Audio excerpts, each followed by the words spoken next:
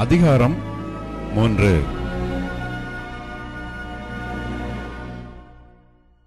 நீங்கள் கிறிஸ்துவுடன் கூட எழுந்ததுண்டானால் கிறிஸ்து தேவனுடைய வலது பாரிசத்தில் வீற்றிருக்கும் இடத்திலுள்ள மேலானவைகளை தேடுங்கள். பூமியில் உள்ளவைகளை அல்ல, மேலானவைகளையே நாடுங்கள். ஏனென்றால் நீங்கள் மரித்தீர்கள், உங்கள் ஜீவன் கிறிஸ்துவுடனே தேவனுக்குள் மறைந்திருக்கிறது. நம்முடைய ஜீவனாகிய கிறிஸ்து வெளிப்படும்போது நீங்களும் அவரோட கூட மகிமையிலே வெளிப்படுவீர்கள். ஆகையால் விபசாரம், அசுத்தம், மோகம், துர் இச்சை, விக்கிரகாராதனையான பொருளாசை ஆகிய இவைகளை பூமியில் உண்டு பண்ணுகிற உங்கள் அவயவங்களை அழித்து போடுங்கள்.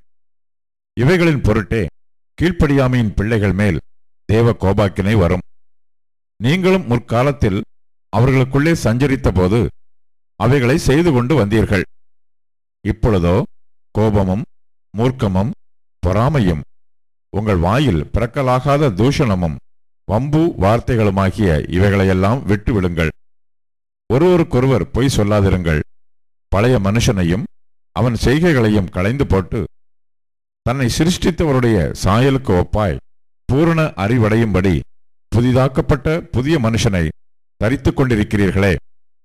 அதிலே கிரேக்கன் என்றும் யூதன் என்றும் இல்லை, விருத்த சேதனம் உள்ளவன் என்றும் விருத்த சேதனம் இல்லாதவன் என்றும் இல்லை, புறஜாதியான் என்றும் புறதேசத்தான் என்றும் இல்லை, அடிமை என்றும் சுயாதீனன் என்றும் இல்லை.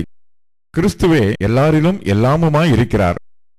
ஆகையால் நீங்கள் தேவனால் தெரிந்து கொள்ளப்பட்ட பரிசுத்தரும் பிரியருமாய் உருக்கமான இரக்கத்தையும் தயவையும் மனத்தாழ்மையையும் சாந்தத்தையும் நீடிய பொறுமையையும் தரித்துக்கொண்டு ஒருவரையொருவர் தாங்கி ஒருவர் பேரில் ஒருவருக்கு குறைபாடு உண்டானால் கிறிஸ்து உங்களுக்கு மன்னித்தது போல ஒருவருக்கொருவர் மன்னியுங்கள்.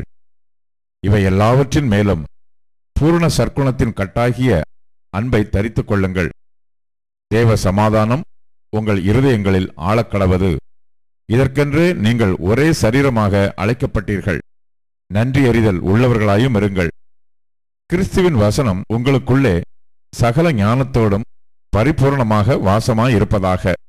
சங்கீதங்களினாலும் கீர்த்தனைகளினாலும் ஞான பாட்டுகளினாலும் ஒருவருக்கொருவர் போதித்து புத்தி சொல்லிக் கொண்டு உங்கள் இருதயத்திலே கர்த்தரை பக்தியுடன் பாடி வார்த்தையினாலாவது கிரியையினாலாவது நீங்கள் எதை செய்தாலும் அதையெல்லாம் கர்த்தராகிய இயேசுவின் நாமத்தினாலே செய்து அவர் முன்னிலையாக பிதாவாகிய தேவனை ஸ்தோத்திரியுங்கள்.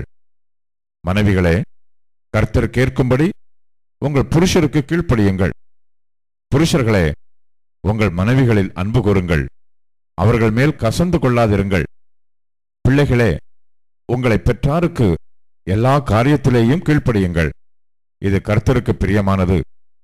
பிதாக்களே, உங்கள் பிள்ளைகள் திடனற்று போகாதபடி அவர்களுக்கு கோபம் ஊட்டாதிருங்கள்.